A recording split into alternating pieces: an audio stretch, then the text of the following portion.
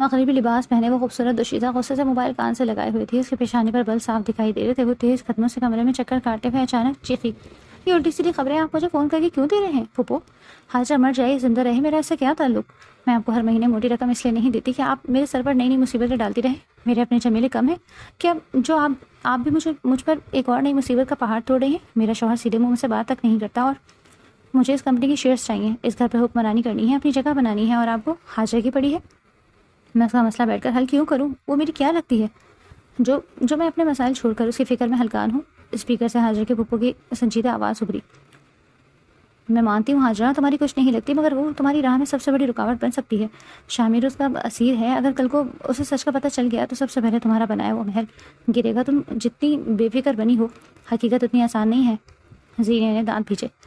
شامر کو کبھی کچھ معلوم نہیں ہوگا, میں سب سنبھال سکتی ہوں. دوسری طرف سے آواز آئی, غرور ہمیشہ انسان کو اندھا کر دیتا ہے اور تم اس وقت غرور میں ڈوبی ہوئی ہو.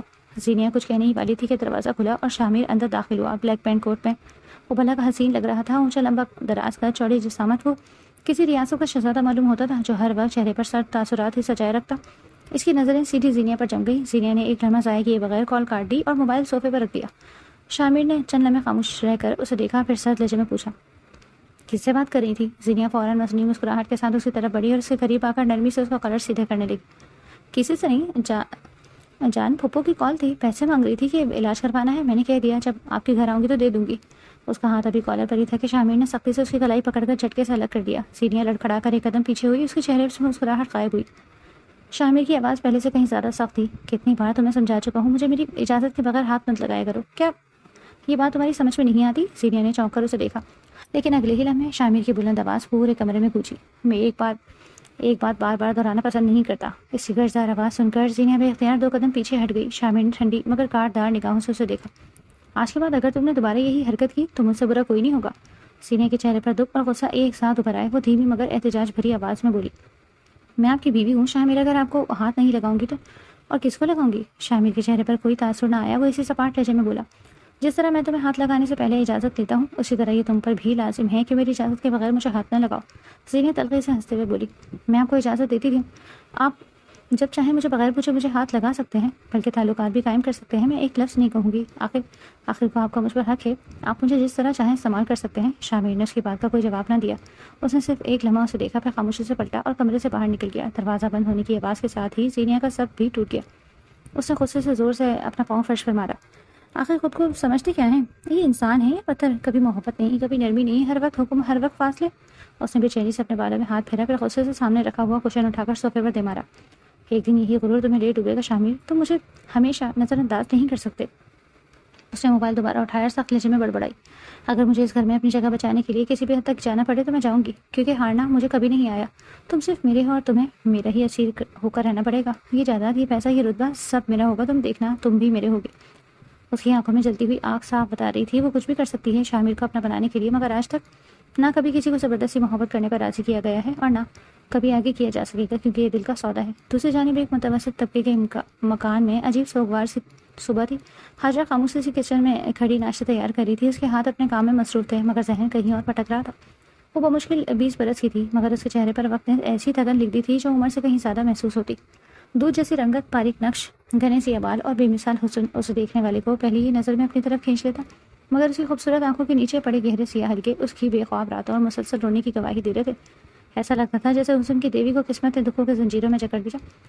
وہ اپنے خیالوں میں اس قدر گم تھی کہ اسے اپنے پیچھے کسی کی موجودگی کا احساس بھی نہ ہوا. اچانک کسی کا بھاری ہاتھ اس کے کندھے پر آ کر رکا تو وہ یوں اچھل کر دور ہوئی جیسے کسی زہریلی چیز نے اسے چھو لیا ہو. اس نے خوف اور نفرت سے سامنے دیکھا تو اس کا سابق شوہر اس کے سامنے کھڑا تھا. بھاری جسم, بھدا چہرہ اور آنکھوں میں گھٹیا خواہش صاف دکھائی دے رہی تھی. حاجرہ کے اس طرح پیچھے ہٹنے پر وہ غصے سے چیخ اٹھا, تیری ہمت کیسے ہوئی مجھ سے ایسے دور ہونے کی, جیسے میں کوئی بیماری ہوں؟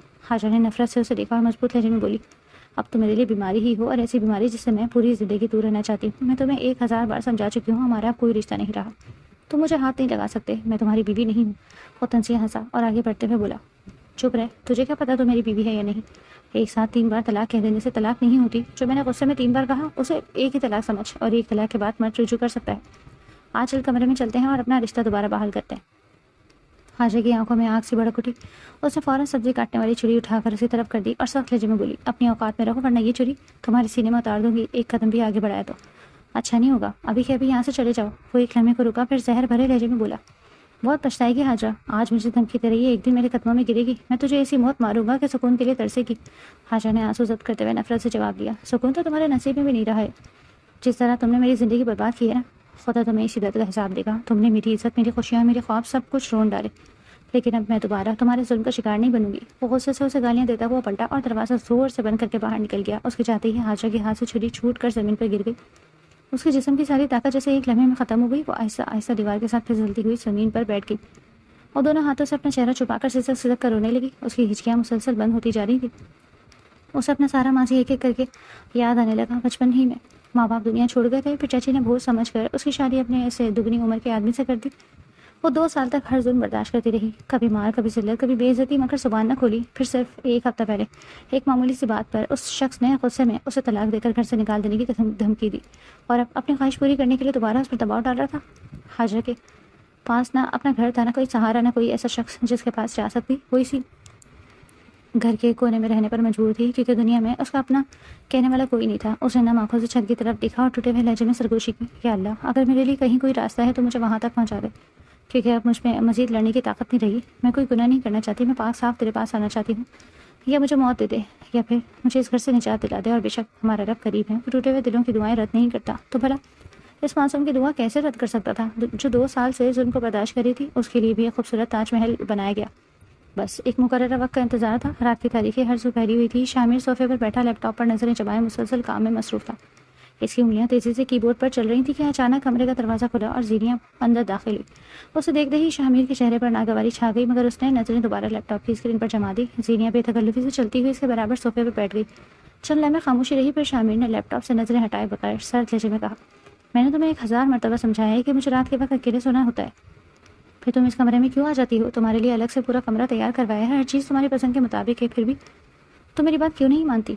خوبصینہ کی بے وجہ مداخلت سے پریشان ہو رہا تھا۔ وہ کسی بھی طرح اس سے دور رہنا چاہتا تھا، اور ایسا کیوں ہوتا تھا وہ خود نہیں جانتا تھا۔ کئی بار اس نے خود کو ڈپٹ کر سمجھایا، وہ بیوی ہے، اسے حق دینا ضروری ہے، مگر وہ خود کو اس کے لیے راضی نہیں کر پا رہا تھا۔ سینے نے ہلکا سا طنزیہ مسکرا کر اسے دیکھا، میں تمہاری بیوی ہوں شامر، کوئی مہمان نہیں کہ الگ کمرے میں رہوں، میں اپنے شوہر کے ساتھ ایک ہی کمرے میں سوں گی، یہ میرا حق ہے۔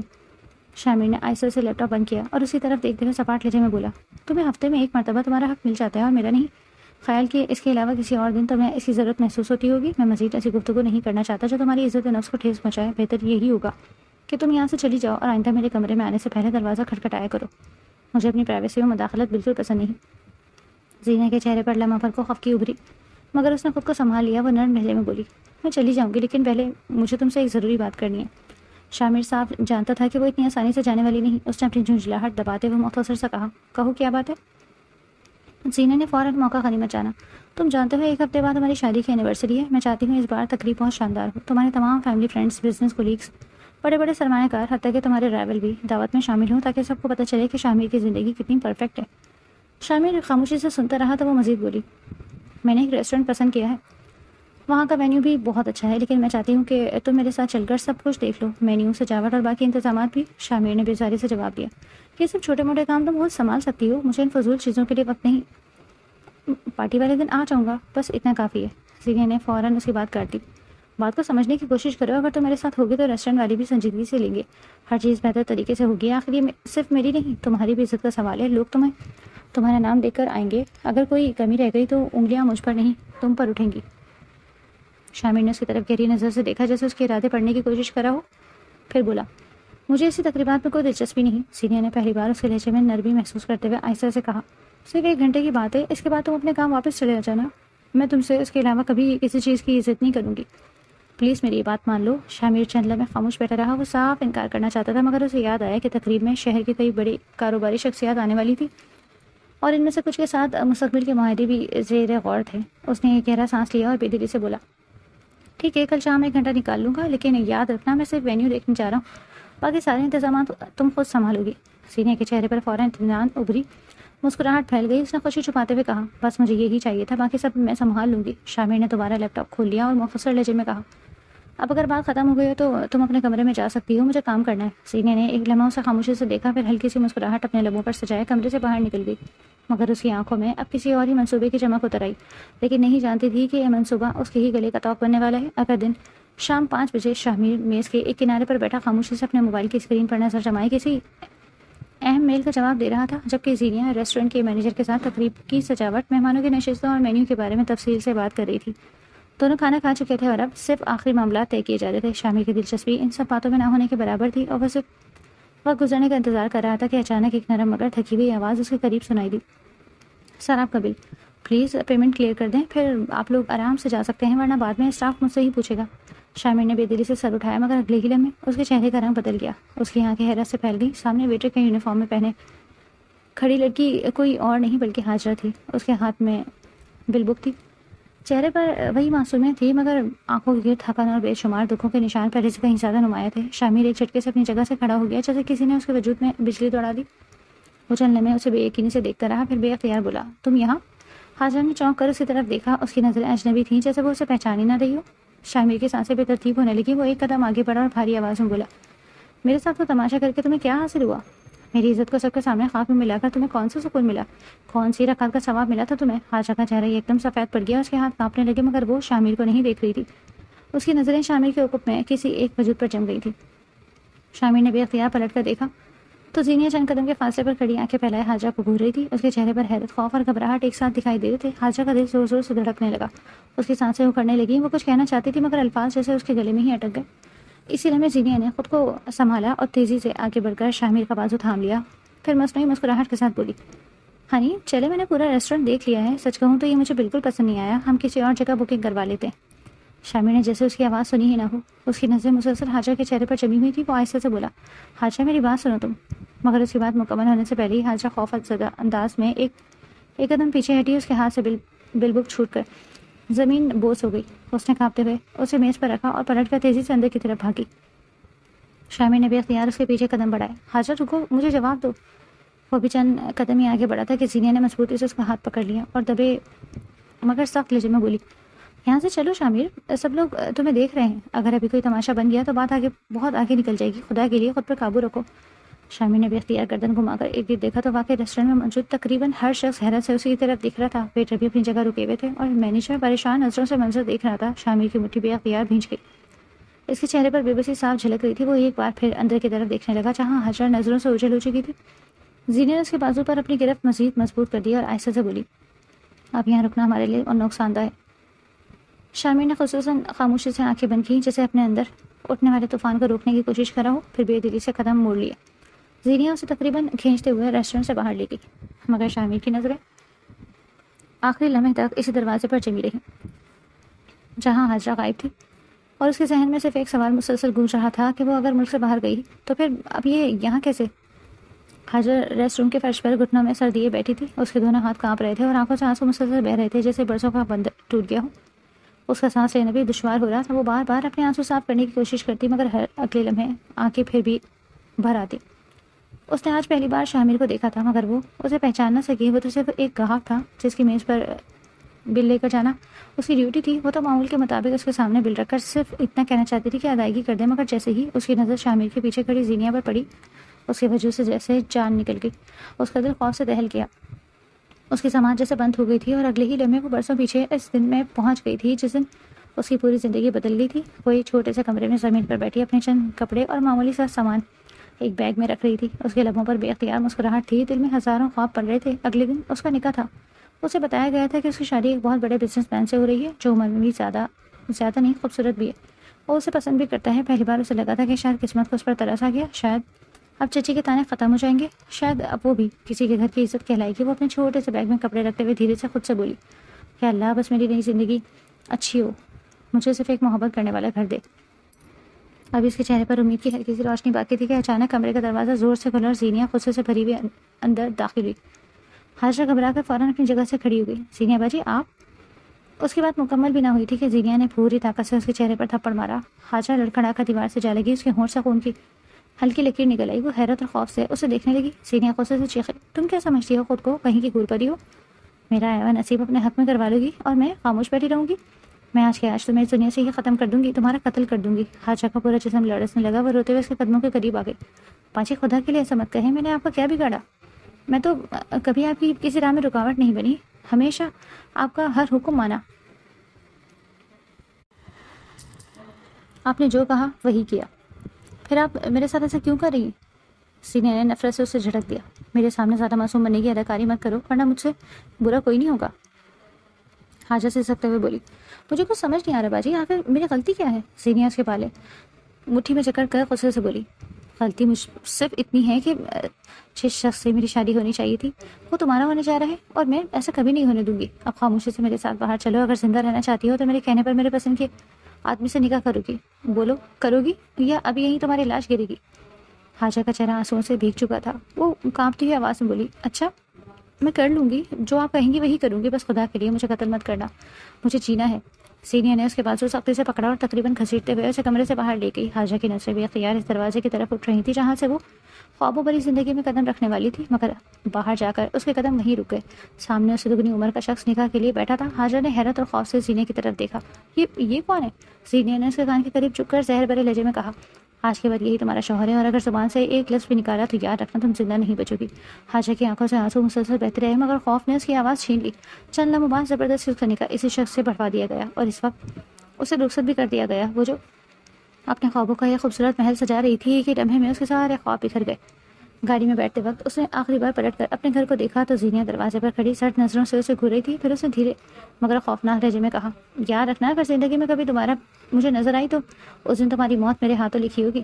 یہی دھمکی برسوں سے حاجہ کے دل میں زندہ تھی، اور آج ریسٹورینٹ میں زینیا کو اچانک اپنے سامنے دیکھتے ہی وہی خوف دوبارہ اس کی رگوں میں دوڑ گیا۔ وہ معصوم تو یہ جانتی ہی نہیں تھی کہ جو شخص اسے سوال کر رہا تھا وہی اس کی زندگی بدلنے والا تھا، لیکن اب وہی اس کی خوشیوں کا دشمن بن چکا تھا۔ دوسری جانب گھر پہنچتے ہی زینیا تیزی سے شامر کے پیچھے اندر آئی۔ اس کے چہرے پر گھبراہٹ صاف نمایاں تھی۔ وہ جلدی سے بولی، شامر پلیز میری بات سنو، مجھے پھپھو نے اس لڑکی کے بارے میں سب کچھ بتایا، میں تمہیں ہر بات ایکسپلین کر سکتی ہوں، تم غلط سمجھ رہے ہو۔ مگر شامر نے جیسے اس کی آواز سنی ہی نہ ہو، وہ خاموشی سے سیڑھیاں چڑھا اور سیدھا اپنے کمرے میں داخل ہو کر دروازہ اندر سے بند کر لیا۔ زینیا نے بے اختیار دروازہ کھٹکھٹایا۔ شامر خدا کے لیے دروازہ کھولو، میری بات تو سنو۔ مگر اندر مکمل خاموشی تھی۔ شامر دروازے سے ٹیک لگا کر آہستہ آہستہ زمین پر بیٹھ گیا۔ اس کا سر دیوار سے لگا اور نظریں خلا میں گم تھی۔ آج پہلی بار برسوں بعد اس کے مضبوط اعصاب جواب دے گئے تھے۔ اس کا دل بے تحاشا دھڑک رہا تھا، سانسیں بے ترتیب تھیں اور وہ صرف ایک ہی چہرہ دیکھ رہا تھا، ویٹر کی وردی میں کھڑی وہ معصوم لڑکی جس کی آنکھوں میں برسوں کی تھکان اور بے شمار اذیتیں دفن تھی، وہ لڑکی جسے اس نے اپنی زندگی کا پہلا اور آخری عشق سمجھا تھا۔ وہ ایک لمحے کے لیے آنکھیں بند کر گیا اور ماضی اس کے سامنے زندہ ہونے لگا۔ 10 برس کی عمر میں وہ پاکستان چھوڑ کر بیرون ملک تعلیم حاصل کرنے چلا گیا۔ دولت کی کبھی کمی نہیں رہی۔ دادا کی وسیع سلطنت اور باپ کی کامیاب سرمایہ کاری نے اسے ہر آسائش دی۔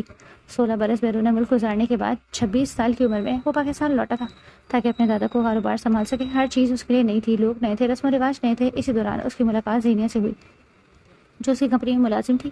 ایک دن وہ اس کے کیبن میں آئی اور مسکراتے ہوئے بولی، سر کل میری برتھ ڈے ہے، آپ کو ضرور آنا ہوگا۔ شامر نے فوراً جواب دیا، آئی ایم سوری، میں ایسی تقریبات میں نہیں جاتا۔ زینیا نے ہلکے سے مسکرا کر کہا، سر پاکستان میں اگر باس اپنے ملازم کی خوشی میں شریک ہو جائے تو لوگ اسے عزت سمجھتے ہیں، پلیز صرف آدھا گھنٹہ۔ وہ پاکستان کے ماحول سے پوری طرح واقف نہیں تھا، اس لیے آخرکار مان گیا۔ اگلی شام وہ پہلی بار کسی نجی تقریب میں گیا تھا۔ وہاں موسیقی کہکہوں اور مہمانوں کے درمیان اس کی نظریں اچانک ایک لڑکی پر جا کر رک گئیں جو خاموشی سے سب کو ڈرنکس پیش کر رہی تھی۔ سادہ لباس میں ملبوس وہ لڑکی اپنی معصومیت اور حسن سے سب سے الگ دکھائی دے رہی تھی۔ وہ ایک لمحے کے لیے اسے دیکھتا رہ گیا، پھر بے اختیار زینیا سے پوچھا، یہ لڑکی کون ہے؟ زینیا نے معمولی انداز میں جواب دیا، میری پھپھو کے سسرال سے ہے حجرہ۔ اس ایک جواب نے جیسے اس کے دل میں کوئی چراغ چلا دیا۔ پوری تقریب میں اس کی نظریں بار بار حاجہ کی طرف اٹھتی رہیں اور اگلی صبح اس نے اپنے خاندان کے ذریعے اس کے رشتہ بھجوا دیا۔ حیرت انگیز طور پر جب آپ ہاں میں آیا تو وہ بے حد خوش ہوا۔ اس نے پہلی بار کسی کو دل سے چاہا تھا اور قسمت سے اسی لڑکی کو اس کے لیے حلال رشتے کی صورت میں لا رہی تھی۔ وہ اپنی ماں کو بھی خاص طور پر بیرون ملک سے پاکستان لے آیا تھا تاکہ وہ اپنے بیٹے کی خوشیوں میں شریک ہو۔ شادی کا دن آیا تو وہ بارات لے کر پورے وقار کے ساتھ حاجہ کے گھر پہنچا، مگر وہاں پہنچتے ہی ہر طرف افراتفری مچی ہوئی تھی۔ حاجہ کی چاچی روتے ہوئے سب کے سامنے بول رہی تھی، ہمیں معاف کر دیں، حاجہ اپنی پسند کے لڑکے کے ساتھ بھاگ گئی، وہ ملک بھی چھوڑ چکی ہے، ہمیں کچھ معلوم نہیں تھا، اس نے ہماری ناک کٹوا دی۔ ایک لمحے میں پورا ماحول بدل گیا تھا۔ مہمان سرگوشیاں کرنے لگے، خاندان کے لوگ حیرت سے ایک دوسرے کو دیکھ رہے تھے، کسی کی نظریں ہمدردی سے اس پر تھیں تو کسی کی طنز اس کی ماں کی آنکھوں میں بھی شرمندگی اتر آئی۔ شامر اپنی جگہ ساکت کھڑا رہ گیا۔ اسے یقین ہی نہیں آ رہا تھا کہ جس لڑکی نے رشتے کے لیے رضامندی دی وہ شادی والے دن کسی اور کے ساتھ کیسے بھاگ گئی۔ اسی لمحے زینیا آگے بڑھی اور سب کے سامنے بولی، اگر آپ اجازت دیں تو میں شامر سے شادی کرنا چاہتی ہوں، میں ان کی عزت خاک میں نہیں ملنے دوں گی۔ اس وقت شامر کے پاس سوچنے کا وقت بھی نہیں تھا۔ خاندان کی عزت، مہمانوں کی نظریں اور حالات کی سنگینی نے اسے مجبور کر دیا اور اسی وقت اس نے زینیا سے نکاح کر لیا۔ مگر اس دن کے بعد وہ حاجہ کو بلا نہیں سکا۔ اس نے اپنے آدمیوں کو اس کی تلاش میں لگا دیا۔ وہ اسے ڈھونڈ کر صرف ایک سوال پوچھنا چاہتا تھا کہ اگر وہ کسی اور سے محبت کرتی تھی تو اس نے اس رشتے کے لیے ہاں کیوں کی۔ اور آج برسوں بعد وہی حاجرہ ایک ریسٹورینٹ میں ویٹر کی وردی پہنے اس کے سامنے کھڑی تھی. اگر وہ واقعی کسی کے ساتھ بیرون ملک بھاگ گئی تھی تو پھر وہ یہاں کیوں تھی اور اس حال میں کیوں تھی؟ شامر نے جھٹکے سے آنکھیں کھولی. اس کے چہرے پر اب الجھن کے ساتھ ساتھ ایک پختہ فیصلہ بھی نمایاں تھا. اس نے فوراً موبائل اٹھایا اور اپنے سب سے قابل اعتماد آدمی کا نمبر ملایا. دوسری طرف سے کال ریسیو کرتے ہوئے اس نے سخت لہجے میں کہا, مجھے ایک لڑکی کی مکمل معلومات چاہیے. نام حاجرہ ہے, وہ آج فلاں ریسٹورینٹ میں ویٹر کے طور پر کام کر رہی تھی. اس کا گھر کہاں ہے, کس کے ساتھ رہتی ہے, اس کی پوری زندگی کی ایک ایک تفصیل اور اس کا ایڈریس مجھے جلد از جلد چاہیے. میں کسی قسم کی غلطی برداشت نہیں کروں گا. دوسری طرف سے فوراً جواب آیا, جی سر, چند گھنٹوں میں تمام معاملات آپ کی میز پر ہوں گے. شامر نے خاموشی سے کال کاٹ دی, مگر اس کے ذہن میں اب صرف ایک ہی سوال بار بار گونج رہا تھا کہ برسوں پہلے اس کی زندگی برباد کرنے والی کہانی کا اصل مجرم آخر تھا کون. اگلے دن دوپہر کے وقت شامر اپنی گاڑی ایک بسیدہ گلی کے کنارے کھڑی کیے خاموشی سے سامنے موجود ٹوٹے پھوٹے مکان کو دیکھ رہا تھا. اس کے ہاتھ میں وہ رپورٹ تھی جس میں حاجرہ کی پوری زندگی کی تفصیل درج تھی. وہ بار بار اس مکان اور رپورٹ پر نظر ڈال رہا تھا, مگر کوئی بات اس کی سمجھ میں نہیں آ رہی تھی. وہ آہستہ سے خود سے بولا, اگر تم واقعی مجھے چھوڑ کر کسی امیر آدمی کے ساتھ بیرون ملک بھاگ گئی تو پھر آج اس حال میں کیوں ہوں؟ پہلے بیٹے کی نوکری اور یہ خستہ حال گھر, آخر سچ کیا ہے؟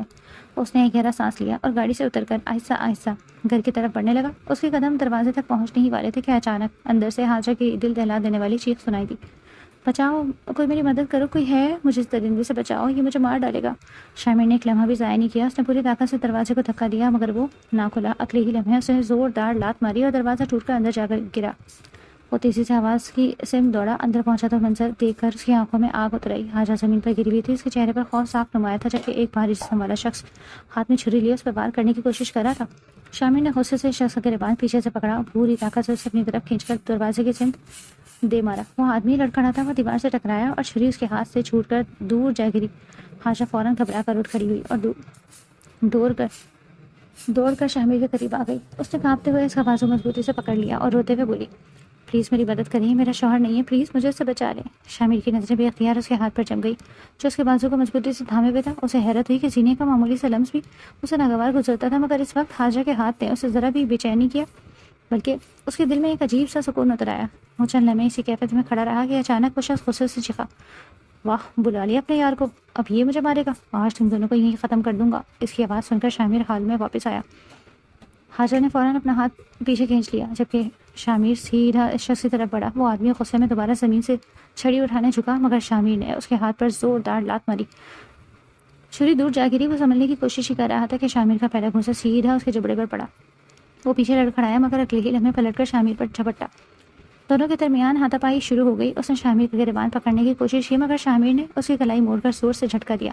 اس کے منہ سے درد بھری چیخ نکل گئی. پھر شامر نے مسلسل 2 گھونسے اس کے پیٹ میں مارے اور ایک لات اس کے سینے پر رسید کی. وہ بری طرح زمین پر جا گرا. حاجرہ ایک کونے میں کھڑی خوف سے سب کچھ دیکھ رہی تھی. وہ آدمی پھر غصے میں اٹھا اور لکڑی کا ڈنڈا اٹھا کر شامر پر حملہ کرنے لگا, مگر شامر جھکا اور ڈنڈا اس کے سر کے اوپر سے نکل گیا. اگلے ہی لمحے شامر نے اس کے ہاتھ سے ڈنڈا چھین کر دور پھینک دیا. پھر اس کے سینے پر زوردار دھکا مارا اور دوبارہ زمین پر گر پڑا. شامر نے اس کا گریبان پکڑ کر اسے اٹھایا اور غصے سے بولا, آج کے بعد اگر تم نے اس گھر کے آس پاس بھی قدم رکھا تو یاد رکھنا اگلی بار اپنے قدموں پر چل کر نہیں جا سکو گے. آدمی تکلیف سے کراتے ہوئے بولا, یہ میرا ذاتی معاملہ ہے, تو کون ہوتا ہے بیچ میں آنے والا؟ شامر نے اس کے چہرے پر ایک اور موقع مارا اور سرد مگر خطرناک لہجے میں کہا, اب یہ معاملہ میرا بھی ہے, اور اگر دوبارہ اس لڑکی کی طرف آنکھ اٹھا کر بھی دیکھا تو انجام تم خود سوچ بھی نہیں سکتے. وہ شخص خون آلود ہونٹ صاف کرتے ہوئے نفرت سے دونوں کو گھورتا رہا. پھر لڑکھڑاتے ہوئے دروازے کی طرف بڑھا. جاتے جاتے وہ پلٹ کر بولا, تم دونوں اس دن کو یاد رکھنا, میں واپس ضرور آؤں گا. شامر نے ایک قدم آگے بڑھایا تو وہ خوفزدہ ہو کر فوراً باہر بھاگ گیا. شامر چند لمحے دروازے پر کھڑا اسے جاتے ہوئے دیکھ رہا تھا. پھر آہستہ سے پلٹ کر حاجرہ کی طرف دیکھا, جو اب بھی کانپتے ہوئے دیوار کے ساتھ لگی کھڑی تھی اور اس کی آنکھوں سے خاموشی سے آنسو بہ رہے تھے. اس آدمی گھر سے نکلتے ہی حاجرہ کے بندے ہوئے حوصلے بھی ٹوٹ گئے. وہ تیزی سے شامر کے قریب آئی. اس کی نظریں شامر کے ہاتھ پر پڑی جہاں لڑائی کے دوران خراش آ گئی. وہ خون کی باریک لکیر بہ رہی تھی. وہ گھبرا کر بولی, آپ بیٹھیں پلیز, آپ کے ہاتھ سے خون نکل رہا ہے, میں ابھی بینڈیج کر دیتی ہوں. اس نے بے اختیار شامر کا ہاتھ تھام لیا, مگر شامر نے فوراً اپنا ہاتھ اس کی گرفت سے چھڑا لیا اور سرد نظروں سے اسے دیکھتے ہوئے بولا, کیا حاصل ہوا تمہیں مجھے چھوڑ کر؟ اس آدمی کو منتخب کر کے میری عزت کو خاک میں ملا دیا تم نے. پورے خاندان کے سامنے مجھے رسوا کیا اور بدلے میں ملا کیا؟ ایسا انسان جو تمہاری عزت کرنا بھی نہیں جانتا, طلاق دینے کے بعد بھی تمہاری زندگی جہنم بنائے ہوئے. آخر کیا کمی تھی مجھ میں؟ دولت تھی, جائیداد تھی, تعلیم تھی, عزت تھی, شکل و صورت بھی بری نہیں تھی, پھر بھی تم نے مجھے چھوڑ کر ایک جاہل آدمی کو اپنے لیے منتخب کر لیا. حاجہ حیرت سے مسلسل اسے دیکھ رہی تھی. پھر آہستہ سے بولی, آپ کیا کہہ رہے ہیں؟ مجھے کچھ سمجھ نہیں آ رہا, آپ کون ہیں؟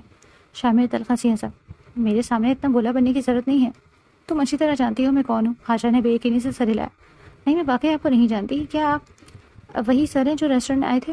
کیا آپ زینب باجی کے کوئی رشتہ دار ہیں؟ اس کے معصوم سوال پر شامر کے چہرے پر حیرت چھا گئی. وہ چند لمحے خاموش رہا، پھر سنجیدگی سے بولا، کیا تم واقعی مجھے نہیں جانتی؟ حاجہ نے فوراً نفی میں سر ہلا دیا. شامر نے گہرا سانس لیا اور بولا، میرا نام شامر ہے، وہی شامر جس سے تمہارا نکاح ہونے والا تھا اور جس کی جگہ اب زینیہ میری بیوی ہے. یہ سنتے ہی حاجہ کے چہرے کا رنگ اڑ گیا. اس کی آنکھیں حیرت سے پھیل گئی، جیسے کسی نے اس کے وجود سے سارا خون نچوڑ لیا ہو. وہ دیوار کا سہارا لے کر کھڑی ہو گئی اور بمشکل بول سکی، کیا؟ شامر نے تلخی سے کہا، اتنا حیران کیوں ہو رہی ہو؟ کیا تمہیں یہ بھی نہیں معلوم کہ میری شادی زینیہ سے ہوئی؟ حاجہ نے دونوں ہاتھوں سے اپنا سر تھام لیا، پھر کانپتی آواز میں بولی، آپ یہاں سے چلے جائیں، دوبارہ کبھی مت آئیے گا. شامر نے دو ٹوک لہجے میں جواب دیا، میں کہیں نہیں جاؤں گا جب تک مجھے جواب نہیں مل جاتا. تم نے میرے ساتھ وہ سب کیوں کیا؟ حاجہ نے آنسو صاف کرتے ہوئے کہا، میں نے آپ کے ساتھ کچھ بھی نہیں کیا. آپ مجھ پر ایسے الزام کیوں لگا رہے ہیں؟ شادی تو آپ کی ہو چکی ہے نا، پھر اب یہ سوال کرنے سے کیا حاصل ہوگا؟ شامر کی آواز بھاری ہو گئی. محبت کرتا تھا میں تم سے، پہلی نظر میں تمہیں دل دے دیا. مجھے حق ہے جاننے کا کہ تم نے میرے ساتھ ایسا کیوں کیا؟ حاجہ کی آنکھوں میں اچانک درد ابھرا. وہ تلخی سے بولی، اگر واقعی محبت کرتے تھے تو پھر اپنی محبت پر قائم رہتے. زینیہ باجی سے نکاح کرنے کی کیا ضرورت تھی؟ شامر نے فوراً جواب دیا، وہ میری عزت کا سوال تھا، پورا خاندان میرے ساتھ کھڑا تھا، میں کس کو جواب دیتا کہ جس لڑکی کو میں اپنی دلہن بنا کر لایا ہوں وہ مجھے چھوڑ کر چلی گئی؟ حاجہ نے زور سے نفی میں سر ہلایا، میں کہیں نہیں گئی تھی. شامر ایک لمحے کو ساکت رہ گیا. کیا مطلب؟ حاجہ نے نظر جھکا لی. مجھے کچھ نہیں کہنا، آپ یہاں سے چلے جائیں. شامر کی آواز سخت ہو گئی. اگر تم نے سچ نہیں بتایا تو ایک لمحہ لگے گا تمہاری نوکری ختم کرانے میں، تمہیں حوالات کے پیچھے پہنچانے میں بھی مجھے دیر نہیں لگے گی. اور تم اچھی طرح جانتی ہو کہ میرے پاس اتنی طاقت ہے کہ میں یہ سب کر سکتا ہوں، اس لیے بہتر یہی ہے کہ سچ بتاؤ. حاجہ کچھ دیر خاموش کھڑی رہی. اس کی سانسیں تیز چل رہی تھی، پھر اس کی ہمت جواب دے گئی اور وہ پھوٹ پھوٹ کر رونے لگی. میں نے آپ کو کبھی دھوکہ نہیں دیا، مجھے تو آخری وقت تک یہی بتایا گیا کہ میری شادی آپ سے ہو رہی ہے. نکاح سے ایک دن پہلے زینیہ باجی میرے کمرے میں آئی. انہوں نے مجھے مارا، دھمکایا اور کہا کہ اگر میں نے ان سے بات نہ مانی تو وہ مجھے قتل کر دیں گی. وہ مجھے زبردستی باہر لے گئی جہاں ایک عمر رسیدہ آدمی بیٹھا تھا. میری مرضی کے بغیر اسی سے میرا نکاح پڑھوا دیا گیا. میں روتی رہی، منتیں کرتی رہی، مگر کسی نے میری ایک نہ سنی. رخصتی کے وقت بھی انہوں نے میرے کان میں کہا کہ اگر کبھی دوبارہ ان کے سامنے آئی تو وہ مجھے جان سے مار دیں گی. میں نے آپ کو کبھی چھوڑا ہی نہیں تھا شامر، مجھے تو آپ سے ملنے تک نہیں دیا گیا. شامر خاموشی سے اس کی ایک ایک بات سنتا رہا. اس کے چہرے پر نہ شک تھا نہ دستبذب، صرف گہرا صدمہ تھا جو حاجہ کی آنکھوں میں دیکھ رہا تھا. جہاں جھوٹ کا ایک ذرہ بھی موجود نہیں تھا. اسے پہلی بار محسوس ہوا کہ برسوں پہلے اسے جس کہانی پر یقین دلایا گیا تھا وہ سراسر جھوٹ تھی. اس نے آہستہ سے کہا، اب مجھے سب سمجھ آ گیا. حاجہ نے آنسو بھری نظروں سے اسے دیکھا. شامر نے مضبوط لہجے میں کہا، تم میرے ساتھ چلو. حاجہ فوراً پیچھے ہٹ گئی. نہیں، میں کہیں نہیں جا سکتی. شامر نے سنجیدگی سے جواب دیا، تمہارے لیے جگہ محفوظ نہیں ہے. وہ آدمی دوبارہ آئے گا اور اس بار شاید پہلے سے زیادہ خطرناک ہوگا. میں تمہیں یہاں اکیلا چھوڑ کر نہیں جا سکتا. حاجہ نے بے بسی سے ارد گرد دیکھا، پھر دھیرے سے بولی، اگر میں آپ کے ساتھ گئی تو بہت کچھ بدل جائے گا. شامر نے پختہ لہجے میں کہا، بہت کچھ پہلے ہی بدل چکا ہے، اب صرف سچ اپنی جگہ واپس آئے گا. حاجہ نے چلنے میں خاموش رہنے کے بعد نم آنکھوں سے اس بات میں سر ہلا دیا اور نہ چاہتے ہوئے بھی اس کے ساتھ چلنے پر آمادہ ہو گئی. ایک لمبی مسافت طے کر کے وہ شامر کے گھر پہنچ گئے تھے. وہ حاجہ کو اپنے ساتھ لیے گھر کے مرکزی ہال میں داخل ہوا ہی تھا کہ سامنے کھڑی زینیہ پر اس کی نظریں پڑی. وہ جیسے کافی دیر سے انہیں دونوں کا انتظار کر رہی تھی. اس کی آنکھیں غصے سے سرخ تھیں، چہرہ غصے اور شکست کے ملے جلے تاثرات سے بھرا ہوا تھا. حاجہ نے اسے دیکھا تو بے اختیار ایک قدم پیچھے ہٹ گئی، مگر شامر نے مضبوطی سے اس کا ہاتھ تھامے رکھا. زینیہ یہ کہہ چیخ اٹھی، خبردار جو تم اس لڑکی کے ساتھ ایک قدم بھی آگے بڑھے. تم نے سوچا بھی کیسے کہ میں اسے اس گھر میں داخل ہونے دوں گی؟ شامر نے بے حد ٹھنڈے مگر کاٹدار لہجے میں کہا، کون ہوتی ہو تم مجھے میرے ہی گھر میں رکنے والی؟ زینیہ نے فوراً جواب دیا، بیوی ہوں میں تمہاری، پورا حق ہے مجھے تم پر. یہ کون ہے جس کا ہاتھ تم نے پکڑا ہوا ہے؟ میرا ہاتھ پکڑتے ہوئے تمہیں شرم آتی ہے؟ شامر نے اس کی آنکھوں میں دیکھتے ہوئے کہا، شرم نہیں، گھن آتی ہے. اور آج مجھے احساس ہوا ہے کہ میری یہ نفرت بے وجہ نہیں تھی. میں نے کبھی سوچا بھی نہیں تھا کہ تم اتنی گر جاؤ گی زینیہ. پاکستان آنے کے بعد اگر میں نے سب سے پہلے کسی انسان پر بھروسہ کیا تھا تو وہ تم تھی، مگر تم ہی میری دشمن نہیں تھی، میری خوشیوں کی قاتل، میری پیٹھ میں چھرا گھونپنے والی. تم سب چاہتی تھی کہ میں حاجہ سے محبت کرتا ہوں، پھر بھی تم نے میری پوری زندگی بدل دی. زینیہ کے چہرے پر ایک عجیب سی ہنسی ابھری. ہاں جانتی تھی، کیونکہ میں بھی تم سے محبت کرتی تھی. میں تمہارے آگے پیچھے گھومتی رہی، تمہاری ہر ضرورت کا خیال رکھا، ہر وقت تمہیں خوش کرنے کی کوشش کی، اور تم نے ایک نوکرانی کو پسند کر لیا. میں کیسے برداشت کر لیتی کہ تم کسی اور کے ہو جاؤ؟ حاجہ خاموش کھڑی دونوں کو دیکھ رہی تھی. اس کے چہرے پر خوف اور بے یقینی صاف جھلک رہی تھی. شامر نے تلخ لہجے میں کہا، یعنی تم یہ مان رہی ہو کہ میری زندگی برباد کرنے والی تم ہی تھی؟ زینیہ نے بغیر کسی ہچکچاہٹ کے جواب دیا، میں نے تمہاری زندگی برباد نہیں کی، بلکہ تمہیں پانے کے لیے سب کچھ کیا، اس گھر کی مالکن بننے کے لیے سب کچھ کیا. 2 سال میں نے خود کو بھلا دیا، صرف اس امید پر کہ ایک دن تم میرے ہو جاؤ گے، مگر تم آج تک میرے نہ بن سکے. شامر نے ہلکی سی نفرت بھری مسکراہٹ کے ساتھ کہا، کسی کو دھوکے سے حاصل کرنا محبت نہیں کہلاتا زینیہ. محبت اعتماد مانگتی ہے، سازش نہیں. تم نے صرف حاجہ کی زندگی نہیں چھینی، بلکہ میری زندگی بھی مجھ سے چھین لی. زینیہ اس کے قریب آ کر بولی، پھر بھی میں تمہیں کسی اور کا نہیں ہونے دوں گی. شامر نے ایک قدم پیچھے ہٹتے ہوئے مضبوط لہجے میں کہا، جب میں کبھی دل سے تمہارا ہوا ہی نہیں اور تم نے اس رشتے کی بنیاد ہی جھوٹ پر رکھی، تو پھر اس رشتے کو مزید ڈھونے کا کوئی مطلب نہیں. میں اس تعلق کو آج ہی ختم کرتا ہوں. सीने की आंखों में घबराहट दौड़ गई, वो जोर से चीखी, खबरदार, जो एक लफ्ज़ भी आगे कहा। तुम इस 2 टके की लड़की के लिए मुझे छोड़ रहे हो? शामिर की आवाज़ पूरे हॉल में गूंजी। मैं अपने पूरे होश आवाज़ में तुम्हें तलाक देता हूँ, तलाक देता हूँ, तलाक देता हूँ। ये रिश्ता मेरे लिए आज ख़त्म हो चुका। सीने ने बेख्तियार उसकी तरफ पढ़ना चाहा, मगर शामिर ने हाथ के इशारे से उसे रोक दिया और सख्त लहजे में बोला, आज के बाद तुम्हारा मुझसे या मेरी ज़िंदगी से कोई ताल्लुक नहीं। मेरे वकील तुमसे आइंदा तमाम कानूनी मामला तय करेंगे। अब इस घर से चली जाओ। सीनिया को जैसे अपनी समाज पर यकीन न आया हो, वो लरस सी आवाज़ में बोली, नहीं शामिर, तुम मेरे साथ ऐसा नहीं कर सकते। मैंने ये सब सिर्फ तुम्हें पाने के लिए किया था। शामिर ने कोई जवाब नहीं दिया। उसने सिर्फ हाजा की तरफ देखा, जो अभी भी सहम कर खड़ी थी, फिर आहिस्ते से बोला, चलो। हाजा ने झिझकते हुए उसकी तरफ देखा और खामोशी से उसके साथ चल पड़ी। शामिर उसे लेकर सीढ़ियों की तरफ बढ़ गया, जबकि सीनिया चंद लम्हे तक बेहिस हरकत उन्हें जाता हुआ देखती रही। फिर जैसे उसके जिस्म से जान निकल गई, वो वहीं फर्श पर घुटनों के बल गिर पड़ी। उसकी आंखों से आंसू मुसलसल बहते रहे, मगर इस लम्हे उसकी चीखें सुनने वाला कोई नहीं था। शामिर खामोशी से हाजा को गैस रूम तक लेकर आया। उसने दरवाज़ा खोला और एक तरफ हटते हुए नरम लहजे में कहा, अंदर आ जाओ। हाजा धीरे धीरे कदम उठाती हुई अंदर दाखिल हुई। उसके चेहरे पर अब भी खौफ और झिझक नुमाया थी। वो हर चीज़ को अजनबी नजरों से देख रही थी, जैसे उसे यकीन ही न आ रहा हो कि चंद घंटे पहले तक वो इस टूटे हुए मकान में कैद थी और अब यहाँ खड़ी है। शामिर ने सोफे की तरफ इशारा करते हुए कहा, बैठ जाओ। वो खामोशी से सोफे के किनारे पर बैठ गई। उसके हाथ अब भी एक दूसरे में उलझे हुए थे। शामिर ने सामने रखी कुर्सी खींची और मुनासिब फासला रखते हुए उस पर बैठ गया। दोनों के दरमियान चंद लम्हों का मुकम्मल खामोशी रही। आखिरकार शामिर ने गहरा सांस लिया और उसकी तरफ देखते हुए बोला, मैं जानता हूँ तुम्हारे लिए ये सब बहुत अजीब है। एक ही दिन में बहुत कुछ बदल गया, लेकिन आज जो कुछ हुआ वो तो ज़रूरी था। इस लड़की के साथ मेरा रिश्ता मेरे लिए नुकसान बन चुका। जो औरत मुझे हासिल करने के लिए मेरी खुशियों का कत्ल कर सकती है, वो आगे चलकर मेरी पूरी ज़िंदगी भी बर्बाद कर सकती है।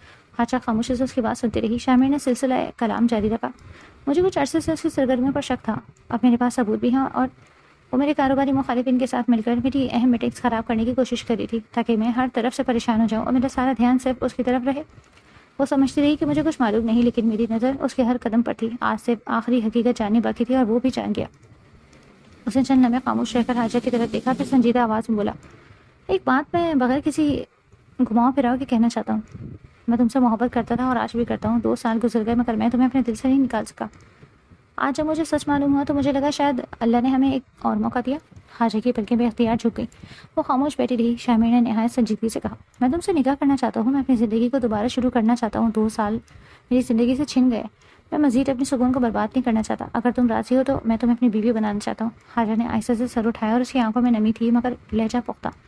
मैं भी निकाह नहीं कर सकती, शामिर ने बगैर किसी नाराज़गी से पूछा। वजह जान सकता हूँ? हाजा ने धीरे से जवाब दिया, मेरी तलाक को अभी सिर्फ 2 हफ्ते हुए हैं। मुझे अपनी इद्दत पूरी करनी है। आज मैं हालात की वजह से आपके साथ यहाँ आ गई, वरना मैं कभी अपने घर से ना निकलती। मैं अल्लाह के बनाए हुए हुक्म की पाबंदी करना चाहती हूँ। जब तक इद्दत मुकम्मल नहीं होती मैं निकाह नहीं कर सकती। शामिर ने चलना में खामोशी से उसे देखा, फिर उसके चेहरे पर हल्की सी मुस्कुराहट उभरी। वो फौरन अपनी जगह से खड़ा हो गया और बोला, बस इतनी सी बात? तो फिर इसमें परेशानी की क्या ज़रूरत है? तुम पूरी इत्मीनान के साथ अपनी इद्दत मुकम्मल करो। मैंने तुम पर दबाव डालूंगा ना, जल्दी करूंगा। जिस दिन तुम्हारी इद्दत मुकम्मल होगी, अगर उस दिन भी तुम्हारा फैसला यही रहा तो हम इसके बाद निकाह कर लेंगे। हाजा ने हैरत से उसे देखा, जैसे उसे ऐसे जवाब की तवक्को ना हो। शामिर ने नरमी से कहा, मुझे एक पाकीज़ा रिश्ता चाहिए और वो भी अल्लाह के हुक्म के मुताबिक। अगर इंतज़ार करना पड़ा तो मैं करूँगा। हाजा की आंखें फिर भी भर आई। उसने खामोशी से नफ़ी में सर हिलाया, जैसे कहना चाहती हो कि उसे कोई एतराज़ नहीं। शामिर ने सुकून भरी सांस ली और आहिस्ता से बोला, शुक्रिया, तुम आराम करो। अब इस घर में कोई तुम्हें तकलीफ नहीं देगा। ये कहकर वो दरवाजे की तरफ बढ़ा, फिर एक लम्हे को रुका और पलट कर बोला, अगर किसी चीज़ की ज़रूरत हो तो बिला झिझक मुझे बता देना। हाजा ने हल्के से सर हिला दिया। शामिर खामोशी से कमरे से बाहर निकल गया। दरवाज़ा बंद होते ही हाजा की इज्जत का बंधन टूट गया। वो दोनों हाथों से अपना चेहरा ढाँप कर फूट फूट कर रोने लगे। उसके आंसू बरसों के दुख अपने साथ बहा ले जा रहे थे। उसे याद आया कि इतनी रातें उसने सजदे में गुजार कर सिर्फ एक दुआ मांगी थी कि या अल्लाह मेरे लिए कोई रास्ता पैदा कर दे, मुझे इस अंधेरे से निकाल ले। और आज इससे पहली बार महसूस हुआ कि इसके रब ने इसकी दुआ सुन ली थी, मगर ऐसे अंदाज में जिसका वो कभी तसव्वुर नहीं कर सकती थी। आंखों ही आंखों में 3 महीने 10 दिन बीत गए थे। मगरिब की अजान गुजरे 1 घंटे से कुछ ज़्यादा वक्त हो चुका था। हाजा खामोशी से अपने घर में बैठी थी। उसकी इद्दत मुकम्मल हो चुकी थी। चंद लम्हे पहले से उसने घर की मुलाजिमा के जरिए शामिर को पैगाम भिजवा दिया था कि अब वो अल्लाह के हुक्म के मुताबिक इद्दत से फारिग हो चुकी। उसका दिल अजीब सी कैफियत में मुब्तला था। 3 महीने पहले की जख्मी और खौफजदा हाजा और आज के हाजा में ज़मीन आसमान का फ़र्क था। इन्हीं सोचों में गुम थी कि दरवाजे पर हल्की सी दस्तक हुई। वो चौंक कर सीढ़ी बैठी और धीरे से बोली, जी अंदर आ जाए। दरवाज़ा खुला और शामिर अंदर दाखिल हुआ। उसके साथ एक मौलवी साहब, चंद मर्द गवाह और घर की बुजुर्ग मुलाजमा भी मौजूद थी। हाजा खामोशी से सबको देखती रही, फिर नजरें झुका ली। शामिर चंद कदम आगे बढ़ा और नहायत नरम लहजे में बोला, मैंने तुमसे एक वादा किया था कि तुम्हारी इद्दत मुकम्मल होने के अगले ही घंटे मैं, अगर तुम्हारी रजामंदी बाकी रहे तो मैं निकाह के लिए हाजिर हूँ। आज मैं अपना वादा वो पूरा करने आया हूँ। वो चंद लम्हे रुका, फिर उसकी तरफ देखकर बोला, हाजा क्या तुम अपनी पूरी मर्जी और खुशी से मुझसे निकाह करना चाहती हो? اگر تمہارے دل میں ذرا سا بھی تردد ہے تو ابھی کہہ دو، میں تم پر کسی قسم کا دباؤ نہیں ڈالوں گا۔ حاجہ نے چند لمحے خاموش رہ کر اپنی بھیگی پلکیں اٹھائیں۔ اس کی آواز دھیمی مگر پختہ تھی۔ میں راضی ہوں۔ اس ایک جملے کے ساتھ اس کے دل کا برسوں پرانا بوجھ جیسے ہلکا ہو گیا۔ ان 3 مہینوں میں اسے پہلی مرتبہ کسی گھر میں خوف کے بجائے تحفظ ملا تھا۔ پہلی مرتبہ کسی مرد نے اس کی عزت کی تھی، اس کی خاموشی کو سمجھا تھا، اس کی مرضی کی قدر کی تھی۔ شامر نے اس کے جواب پر سکون بھری سانس لی اور اس کے برابر مناسب فاصلے پر بیٹھ گیا۔ مولوی صاحب نے مسکراتے ہوئے کہا، اگر دونوں فریق راضی ہیں تو ہم نکاح کی کارروائی شروع کرتے ہیں۔ شامر نے احترام سے سر جھکا کر کہا، جی ضرور۔ مولوی صاحب نے نکاح نامہ اپنے سامنے رکھا، پھر حاجہ کی طرف متوجہ ہو کر واضح الفاظ میں کہا، حاجہ بنت شیراز احمد، آپ کا نکاح شامر بن ذوالفقار شاہ کے ساتھ مقرر حق مہر کے عوض کیا جاتا ہے۔ کیا آپ کو یہ نکاح قبول ہے؟ حاجہ کی آنکھوں میں نمی تیرنے لگی۔ اس نے ایک لمحے کے لیے آنکھیں بند کی جیسے اپنے رب کا شکر ادا کر رہی ہو، پھر مضبوط لہجے میں بولی، قبول ہے۔ مولوی صاحب نے اطمینان سے دوبارہ پوچھا، حاجہ بنت شیراز احمد، کیا آپ کو یہ نکاح قبول ہے؟ اس بار اس کی آواز پہلے سے زیادہ مضبوط تھی۔ قبول ہے۔ تیسری بار سوال دہرایا گیا، حاجہ بنت شیراز احمد، کیا آپ کو یہ نکاح قبول ہے؟ اس نے ہلکی مسکراہٹ کے ساتھ جواب دیا، قبول ہے۔ مولوی صاحب نے مسکراتے ہوئے نکاح نامہ اس کی طرف بڑھایا۔ بیٹی یہاں دستخط کر دیں۔ حاجہ نے کانپتے ہوئے ہاتھ سے قلم پکڑا اور اپنے نام کے نیچے خاموشی سے دستخط کر دیے، پھر نکاح نامہ شامر کی طرف بڑھا گیا۔ مولوی صاحب نے اس کی طرف دیکھتے ہوئے کہا، شامر بن ذوالفقار شاہ، آپ کا نکاح حاجہ بنت شیراز احمد کے ساتھ مقررہ حق مہر کے عوض کیا جاتا ہے، کیا آپ کو یہ نکاح قبول ہے؟ شامر نے بغیر ایک لمحہ ضائع کیے مضبوط آواز میں کہا، قبول ہے۔ دوبارہ سوال کیا گیا، کیا آپ کو یہ نکاح قبول ہے؟ اس نے پہلے سے زیادہ اعتماد کے ساتھ جواب دیا، قبول ہے۔ تیسری مرتبہ پوچھا گیا، کیا آپ کو یہ نکاح قبول ہے؟ اس نے حاجہ کی طرف دیکھتے ہوئے سنجیدگی سے کہا، قبول ہے۔ مولوی صاحب نے نکاح نامہ اس کے سامنے رکھا۔ شامر نے خاموشی سے اپنے دستخط کیے، دونوں گواہوں نے بھی دستخط ثبت کیے۔ پھر مولوی نے دونوں کی طرف دیکھا اور بلند آواز میں بولے، نکاح مکمل ہوا۔ نکاح کی تمام رسومات مکمل ہونے کے بعد گھر کی ملازمہ حاجہ کو آہستہ آہستہ شامر کے کمرے کی طرف لے آئی۔ دروازہ کھلا تو وہ بے اختیار وہیں رک گئی۔ اس کی نظریں حیرت سے پورے کمرے میں گھومنے لگی۔ ہر طرف نفاست محبت کی جھلک نمایاں تھی۔ ایسا لگ رہا تھا جیسے کمرہ نہیں بلکہ برسوں کے انتظار کو خوبصورتی سے سجا دیا گیا۔ حاجہ خاموشی سے سب کچھ دیکھ رہی تھی کہ اس کے ساتھ کھڑی ملازمہ مسکرا کر بولی، بیگم صاحبہ ایک بات بتاؤں، جب صاحب کا پہلا نکاح ہوا تھا تب بھی یہ کمرہ اسی طرح سجایا گیا تھا، لیکن صاحب زینیہ بیگم کو کبھی اس کمرے میں نہیں لائے تھے، انہیں گیسٹ روم میں ٹھہرایا گیا تھا۔ یہ کمرہ آج پہلی بار اپنی اصل مالکین کا انتظار کر رہا تھا۔ شاید صاحب آپ سے بہت محبت کرتے ہیں، آپ واقعی بہت خوش نصیب ہیں۔ حاجہ نے حیرت سے اس کی طرف دیکھا مگر کچھ بول نہ سکی۔ ملازمہ خاموشی سے سلام کر کے باہر نکل گئی۔ دروازہ بند ہوا تو حاجہ چند لمحے وہیں کھڑی رہی۔ اس کے دل میں عجیب سی کیفیت تھی۔ ابھی وہ انہیں سوچوں میں گم تھی کہ دروازہ دوبارہ کھلا اور شامر اندر داخل ہوا۔ اس کی نظریں سیدھی حاجہ پر جا ٹھہری۔ اس کے چہرے پر برسوں بعد مکمل سکون تھا۔ وہ آہستہ آہستہ اس کے قریب آیا اور مسکرا کر بولا، کیسا لگا کمرہ؟ سجاوٹ پسند آئی؟ حاجہ نے اس کی طرف دیکھا مگر جواب دینے کے بجائے اس کی آنکھوں سے آنسو بہنے لگے۔ وہ جتنی دیر انہیں روکنے کی کوشش کرتی رہی اتنی ہی شدت سے وہ بہتے گئے۔ شامر گھبرا گیا۔ وہ فوراً اس کے قریب آیا، ان کے دونوں ہاتھ اپنے ہاتھوں میں لیے اور پریشانی سے بولا، حاجہ کیا ہوا؟ تم رو کیوں رہی ہو؟ کیا میں نے کوئی غلطی کر دی؟ اگلے ہی لمحے حاجہ بے اختیار اسے سینے سے لگ گئی۔ وہ سنو کیا؟ وہ سسکتے ہوئے بولی، میں نے کبھی سوچا بھی نہیں تھا کہ زندگی ایک دن پھر وہی آ کر کھڑی ہو جائے گی جہاں سے میرے سارے خواب ٹوٹے، اور پھر اللہ مجھے وہی نعمت واپس عطا کر دے گا جو حقیقت میں میرے نصیب میں لکھی گئی تھی۔ میں آپ کو بتا نہیں سکتی اس وقت میں کیا محسوس کر رہی ہوں۔ جب زینیہ باجی نے میری شادی اس آدمی سے کروائی تھی مجھے لگا تھا کہ میری زندگی ختم ہو گئی، میرے سارے خواب مر گئے، میری خوشیاں مجھ سے ہمیشہ کے لیے چھن گئی۔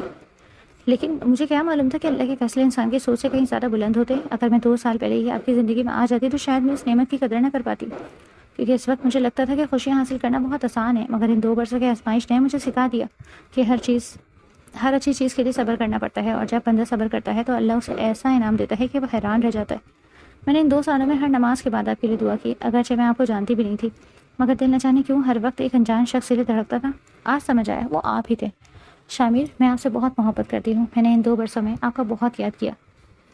شامر کی اپنی آنکھیں نم ہو گئی تھی۔ اس نے آہستہ سے اسے مزید اپنے قریب کر دیا اور ردی ہوئی آواز میں بولا، میں بھی تم سے یہی کہنا چاہتا ہوں حاجرہ، شاید اگر تم مجھے 2 سال پہلے ہی مل جاتی تو میں بھی تمہیں اتنی قدر نہ کر پاتا، کیونکہ اس وقت میں حیران تھا کہ جس لڑکی کو پہلی نظر میں پسند کیا وہ اتنی آسانی سے میری زندگی میں آ رہی ہے، مگر جب تم مجھ سے دور ہوئی تب مجھے احساس ہوا کہ محبت کو پانا کتنا مشکل ہوتا ہے، اور جس نعمت کو حاصل کرنے کے لیے انسان آنسو بہاتا ہے وہی نعمت سب سے زیادہ قیمتی ہوتی ہے۔ میں نے ہر دن تمہیں تلاش کیا، ہر رات تمہیں خود سے یہی سوال کیا کہ آخر میری غلطی کیا تھی، مگر آج معلوم ہوا کہ یہ سب اللہ کی حکمت تھی تاکہ ہم دونوں محبت کی اصل قیمت سمجھ سکیں۔ اس نے حاجہ کے ماتھے پر نہایت احترام سے بوسہ دیا اور دھیرے سے بولا، آج سے تمہاری آنکھ میں آنے والا ہر آنسو میری ذمہ داری ہے۔ میں وعدہ کرتا ہوں کہ تمہیں کبھی تنہا نہیں چھوڑوں گا، تمہیں کبھی کسی کے سامنے جھکنے نہیں دوں گا۔ مجھے اپنی ہر اس کوتاہی کو درست کرنا ہے جو قسمت نے ہمارے درمیان کھڑی کر دی۔ میں تمہیں اتنی محبت دوں گا کہ تم اپنے ہر دکھ کو بھول جاؤ گی۔ حاجہ نے آنسو صاف کرتے ہوئے مسکرا کر کہا، مجھے دنیا کی کوئی دولت نہیں چاہیے، بس اتنا وعدہ کریں کہ ہمیشہ میرا ہاتھ ایسے ہی تھامے رکھیں گے۔ شامیر نے اس کا ہاتھ مضبوطی سے تھام لیا اور جواب دیا، جب تک سانس ہے یہ ہاتھ کبھی نہیں چھوڑوں گا۔ دونوں خاموشی سے ایک دوسرے کو دیکھتے رہے۔ ان کی آنکھوں میں اب آنسو ضرور تھے، مگر ان آنسوؤں میں برسوں بعد سکون، اطمینان اور شکر شامل تھا۔